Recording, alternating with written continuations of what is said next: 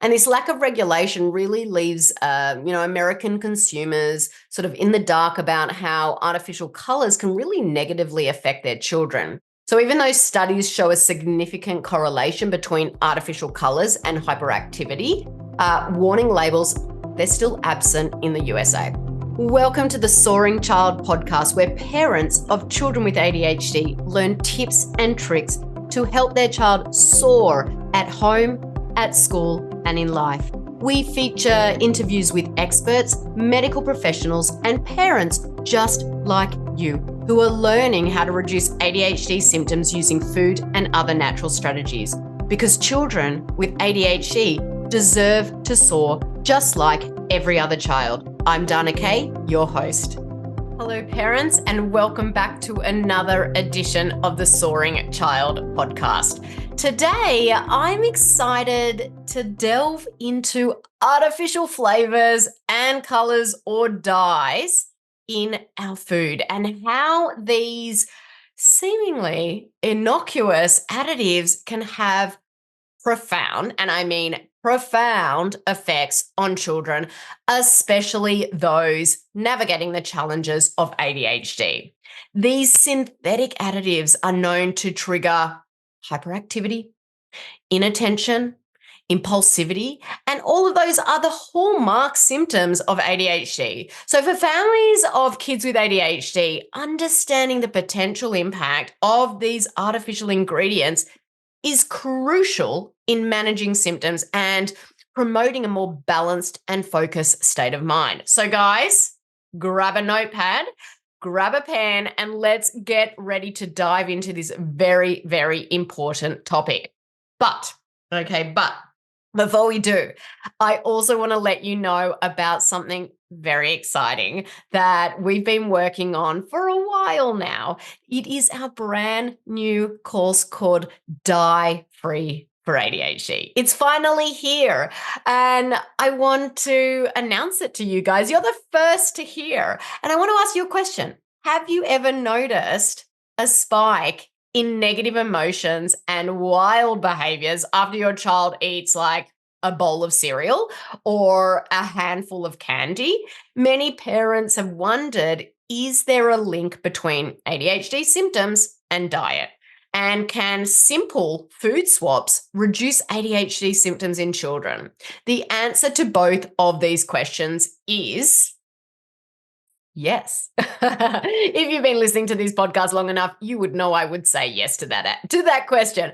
But in this brand new Die Free for ADHD course, you'll discover exactly how to go die free, the easy way. This course is for you if you're the parent of a child who wants relief from those tantrums, those meltdowns, behavioral problems, mood swings, or irritability.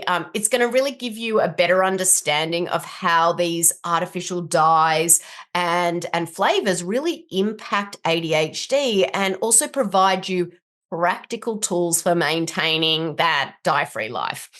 For details on the Die Free for ADHD course and how to get started, just check out the show notes of this episode. But we're going to dive into today's topic, artificial flavors and colors, or as some people would say, dyes. So let's start at the beginning. What are artificial flavors and colors, and why are they so prevalent in our food? Artificial colors are also known as food dyes. They are actually chemical substances, and they're developed in laboratories. They're used in, a wide array of foods to really enhance the appearance, making them more visually appealing. Now, common examples of these food dyes would include things like red 40, you might have heard of it, yellow 5, and blue number 1, just to name a few. And it's found in everything from candies to beverages, and even in unexpected items like salad dressings and even bread. Can you believe it? When I found that out, I was shocked. Now, in the United States, artificial colors are usually relatively easy to identify on food labels because they have a color and a number in the name. So things like red 3 or yellow 5, for example. But in other countries, they are often identified a little bit differently. So you want to be familiar with them as well from other countries, because even if we're in the United States, there can be products from other countries. Now, in other countries, for instance, you want to look for ingredients like Allure Red AC or Amaranth or erythrocene or Ponso SX or Tutrazine. I mean, seriously, listen to some of these. Sunset Yellow FCF. Fast green, brilliant blue. I mean, how do you think brilliant blue is bad for you? It's brilliant, isn't it? We've got indigo, carmine, and the list goes on. There's also in some other countries, they're named things like E129 or E123, E121, E133. Now, artificial flavors, they're similar to artificial dyes or artificial colors. They're chemical compounds, they're created in laboratories, but unlike natural flavors that are derived from actual food sources, artificial flavors are synthesized to mimic natural tastes. And these flavors are engineered to replicate the tastes of fruits, nuts, spices, and other natural foods. Now, artificial flavors, they're often complex mixtures of numerous chemicals. It really is quite scary to think about it. And they're not typically identified by unique names or numbers like the colors are. So instead, they're generally listed as artificial flavors or just plain flavorings on the food labels. However, I want to give you some common types of artificial flavors and their typical applications. So we've got vanillin. This is artificial vanilla flavor. It's widely used in baked goods, ice cream, chocolate, and confectionery. We've got ethyl vanillin, which is a stronger version of the normal vanillin. It's used in chocolates, sweets, and baked goods. We've got lemonen, which sounds like lemon, doesn't it? But it's actually not. It's artificial citrus flavor, and it's used in a variety of citrus flavored products, including beverages, candies, ice cream. Now we've got aldehyde, C17. I mean, that alone, that name, that sounds scary. That's actually artificial cherry, peach, apricot, and almond flavors. And it's used in confectionery, beverages, baked goods for cherry, peach, and similar flavors. Now, this one is a funny one. We've got diacetyl. This is actually artificial butter flavor. And where can you think that would be on? Common in popcorn, obviously, margarine, and butter flavored products. We've got acetoin, which is another butter flavoring. It's used in, obviously, butter flavored products, including baked goods and snacks. The next one I'm going to mention, and guys, you might want to slow this podcast down or pause to write these down or re-listen to it at a later time. Now, another one we've got is ethyl propionate, and this is artificial fruit flavor, and it's found in various fruit flavored beverages and candies and dairy products. So I want to just lay out some common terms indicating artificial flavors and colors so you can write them down and just be aware. You know, it's really turning that packet around and looking to see if anything stands out to you. You know, you might see things like artificial flavors, you might see artificial colors, you might see synthetic flavors, artificial flavoring, synthetic food coloring. So remember, regulations and labeling requirements can vary by country. So some of these names might differ or be used in different contexts depending on the region. So you should always check local regulations for the most accurate and relevant information. So why do manufacturers use artificial flavors instead of the real thing? And unfortunately, the answer lies in cost and consistency. You know, artificial flavors, they're often cheaper to produce and can be more stable under various conditions than, obviously, their natural counterparts. So, for instance, the artificial strawberry flavor, it doesn't rely on, you know, the availability or the quality of real strawberries. It's designed to taste the same. batch after batch, regardless of, the natural variations. Now, let's talk about how these additives specifically affect children with ADHD, because that's what I know you're tuning in about.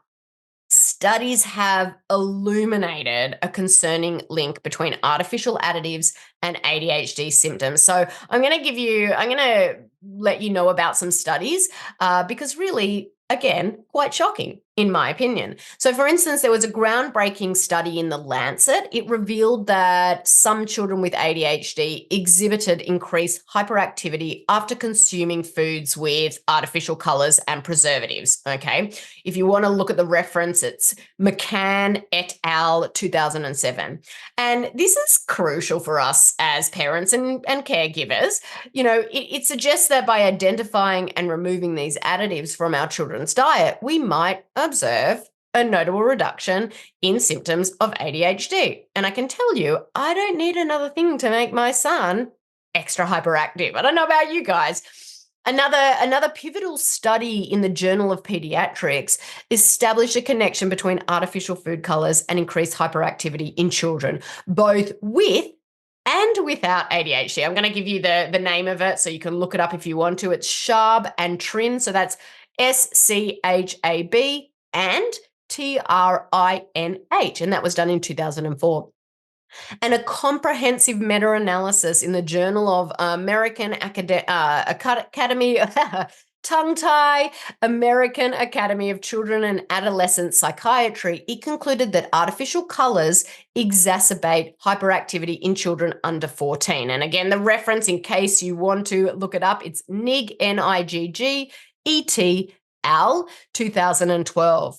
Now, most of you listening have probably heard of Attitude magazine. They released an updated article about the effects of artificial colors on ADHD, and the article stated food additives adversely affect a population of children with ADHD. They shared 2 studies from the United Kingdom that proved food additives cause harm to children with ADHD. Now, in 2004, one study observed healthy preschoolers after giving them either a placebo or 20 milligrams of artificial dye mix plus sodium benzoate.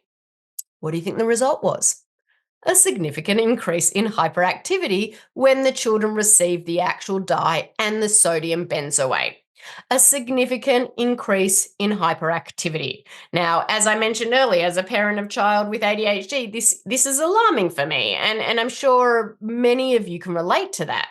The second study, led by UK researcher Donna McCann in 2007, found that both hyperactive and non-hyperactive children experienced increased hyperactive scores when given artificial food colors and additives. So this suggests that dyes and additives are a general public health concern, affecting not just children with ADHD, but neurotypical children as well. These findings are a wake-up call. They really highlight the importance of scrutinizing, what goes into our children's bodies. It's not just about basic nutrition. It's about really understanding how these hidden additives can significantly impact behavioral and overall health. It's not just in our children, it's in us as well. Now, if those scientific studies are not enough to convince you, many of these artificial flavors and dyes are actually banned in many European countries, as well as Canada and Australia. And for the ones that aren't banned, there are restrictions on how they can be used. And food manufacturers are required to put a warning label on these products. And I've probably mentioned this on the podcast before and on my social media panels, but this really, really infuriates me. In 2010, the European Union began requiring a warning label for foods containing artificial coloring, and it stated what you had to put on there may have adverse effects on activity and attention in children. Activity and attention in children. But in the USA, there are virtually no restrictions on using these synthetic compounds, and no warning labels are required either. In other countries, because of these restrictions and requirements for food warning labels, Food manufacturers often instead choose to make foods with real ingredients. Oh, go figure. But in the US, they use synthetic chemical mixtures in our foods that are shown to have negative effects on our children. One of the most alarming facts about artificial food dyes is that they are present in all sorts of foods you might not even expect. Yes, they're in frostings and candies and cereals and milkshakes. Okay, you'd kind of guess those ones. But you'll also find these artificial colors and flavors in foods that you would never expect. Even what you might consider healthy foods. They're commonly used in soups and gravy, applesauce, beef jerky, peanut butter, popcorn, even pickles. I mean, seriously, why do they need to dye pickles and flavor pickles with chemicals? Oatmeal, canned fruit, yogurt, and even bread, as I mentioned earlier. Now, even foods that seem like they would be healthy are often loaded with these synthetic chemicals. And food manufacturers are legally allowed to use names for food dyes that, they sound harmless. Red 40, yellow 5, yellow 6, harmless. Not like, some of the other countries where it doesn't sound as harmless. Now, because if they use the real names of these chemical compounds, consumers probably would be worried. Yellow 5 has been associated with behavioral changes, including irritability, restlessness, depression, difficulty with sleeping. Green number 3 is approved by the FDA but banned in Europe due to safety concerns. And when I first heard about these animal studies, I was absolutely shocked. So, and guys, I go on these tangents and I get passionate about some of these topics, and I find this really shocking. Okay, so listen to this. Male rats were given erythrocene. Okay, that's red number 3. They had an increased risk of thyroid tumors. Thyroid tumors. Red 40, yellow 5, and yellow 6 may contain contaminants that are known cancer-causing substances. It's scary. Like, why are they in our food? Why? Benzidine, 4-aminobiphenyl, and 4-aminoazobenzene. Whoa, that's a mouthful, but I did it. I did it without a tongue tie. They're potential carcinogens that have been found in food dyes, meaning, so a carcinogen means that they're capable of causing cancer. And these artificial colors, these artificial additives and flavors, they contribute to inflammation, which exacerbates ADHD symptoms. But unfortunately, the Food and Drug Administration in the USA allows these contaminants because they are presumed to be safe. Okay. In other words, they are not proven to be safe, only thought to be safe, despite the overwhelming evidence of increasing hyperactivity in children and serious adverse reactions in animal studies. These artificial flavors and colors are everywhere in our food supply. And yet we are often completely left in the dark about the dangerous effects of these additives. American consumers deserve the same consideration as those outside the USA, don't you think? When chemicals are added to food, we should be informed. It's baffling that the United States continues to allow ingredients that are not even in food, that are not even food. They contribute to these staggering health issues.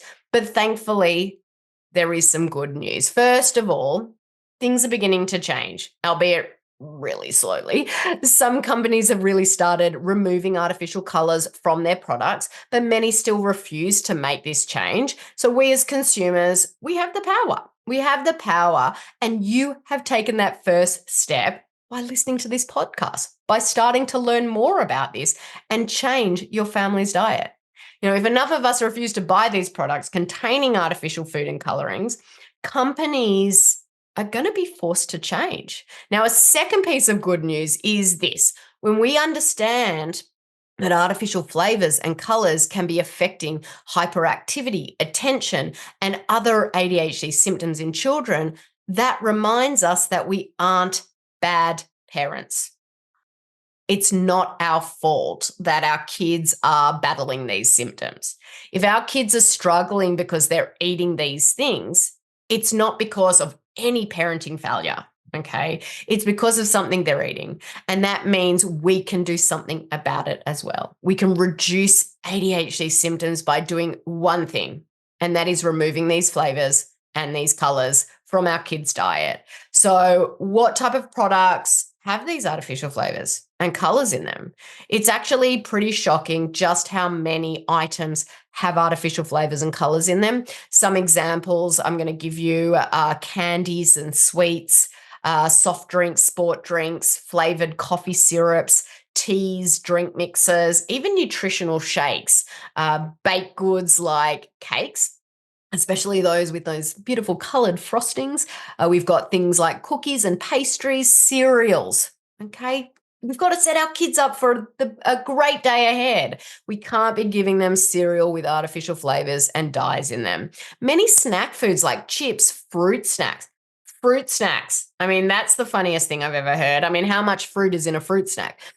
Crackers, pretzels, popcorn, cheese flavored snacks. We've got protein, even protein and energy bars. Okay. You think that they would be healthy for fitness. Nope. They've got dyes and flavors in them, even canned fruits and purees. Frozen foods, ice cream, ready to eat meals, popsicles, flavored milk, yogurt. We've even got condiments like ketchup, barbecue sauce, maple syrup, peanut butter, mustard, gravy, pickles. Oh my God, the list just goes on. You've got to look at processed meats, sausages. Sausages have it. Beef jerky, instant and packaged meals like flavored rice, pasta mixes, instant noodles or box meals, even medicine and personal care products like toothpaste and lip gloss and body wash. They contain these additives as well. Then we've got the cleaning products. We obviously want to, that's further down the path because we're not ingesting it, but still we've got to be careful with laundry detergents and all sorts of cleaning products. Seriously. I mean, artificial flavors and colors are everywhere. Even a lot of things that are clear or white. So if it's a clear liquid or it's white in color, they've got dyes in it or flavors in them. It's really hard to believe, but clear snow cones, white Gatorade, and even white marshmallows all have artificial dyes in them. Can you believe it? So you might be thinking to yourself, oh my God, how can you avoid these additives? My best tip is to obviously eat fewer processed foods, as these additives are always in processed foods, and to read those labels. My rule of thumb is if you can't pronounce an item, put that item back on the shelf. The shorter the ingredient list, the better. And as I mentioned earlier, in the USA, it's not too hard to pick out the artificial colors on food labels because they are labeled with a color and a number. Flavors are, a different story. So definitely avoid anything with those colors and numbers. And also be on the lookout for labels that say they have artificial flavors as well. There are a number of brands that I do like. I'm going to give you a few of those brands, but always be sure to check those labels because product formulations often change. Generally we found that the following brands typically avoid flavors and colors, but again, always check to be safe than sorry. Whole Foods Market, that 365 brand, Trader Joe's, Annie's Homegrown, Organic Valley, Amy's Kitchen, Horizon, Organic Kind Snacks, Cliff Bar and Company, Kashi, Nature's Path, Garden of Eden, Good and Gather at Target. We've got Stonyfield, Organic Eden Foods, Late July Snacks, Larabar, Simple Meals. There are many smaller and regional brands as well that are also committed to not using artificial colors and flavors. These can often be found in sort of your local health food stores or in organic markets. Some larger brands have specific product lines that are free from artificial colors and flavors. Even if their broader product range includes these additives. So you can definitely sort of pick and choose different product lines within a larger brand. But you also want to look out for certifications. Things like USDA organic or non-GMO project verified, as these often indicate the absence of artificial colors and flavors. Now, I want to tell you a success story. I want to tell you about a mum who told me she decided to dip her toes in the water with dietary changes to see if they would help her son. It's just dipping her toe in. So she decided to go dye-free and flavor-free for 3 weeks. Not a long time. Her family agreed to try it because it was only 3 weeks. After all, 21 days. Doesn't it take 21 days to make a new habit or something like that? And after making some simple food swaps, Wendy and her husband found that their son's behavior seemed to be significantly better. It seemed like his aggression improved and the outbursts weren't as frequent or severe, but they weren't sure if this approach worked or if they were just imagining it until a few days later. Listen to this. Shortly after the 3 weeks, their son went to a birthday party and had some food with dye in it. That afternoon and for the next 2 days, he had reverted back to the behaviors he had before. The extreme hyperactivity, the explosive outbursts had returned. After these synthetic compounds were out of his system for a few days later, he returned to being calm and stable. I mean, that story says it all. My clients that I work with have seen lots of wonderful improvements in their children's ADHD symptoms using the methods that I teach. And one of the most noticeable improvements is often after, removing artificial flavors and colors. And that's why I wanted to develop a dip your toe in the water kind of thing, dye-free for ADHD, which is that simple 21-day guide for reducing ADHD symptoms in children. And while it may sound simple to just remove artificial dyes and flavors from the diet, it's easier said than done. And that's why I developed this program, Dye-Free for ADHD. It's short, it's sweet. It's to the point. It's a program that really guides you every step of the way with no confusion, no overwhelm, no feeling stuck. And after you go through this simple program, you will have all the information you need to successfully remove the artificial colors and flavors in your family's diet. It can be challenging to get children to agree to changing foods. After all, children with ADHD, they tend to be picky eaters, don't they? They can resist change. And that is why in this course, I provide strategies to help your child accept the idea of these food swaps.